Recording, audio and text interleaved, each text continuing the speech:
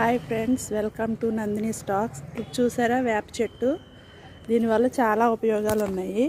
ఈ వేప చిగురు రోజు తింటే షుగర్ కంట్రోల్ అవుతుంది. అలాగే ఈ వేప పుల్లతో కనుక బ్రష్ చేసినట్లయితే మొహం కడిగితే పైత్యం పోతుంది. అట్లానే నోటి దుర్వాసన తగ్గుతుంది. పూర్వం దీంతోనే మనం బ్రష్ చేసేవాళ్ళం అన్నమాట. ఓకేనా. దీనికి వేప ఆకులు, వేప పళ్ళు, కాయలు ఉన్నాయి చూడండి.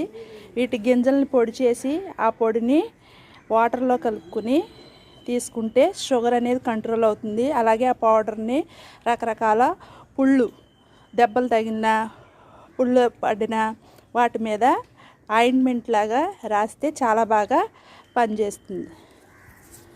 ఓకేనా. దీని ఆకులు అన్నీ కూడా, దీని కాండం అన్నీ కూడా చాలా ఉపయోగం అన్నమాట మనకి.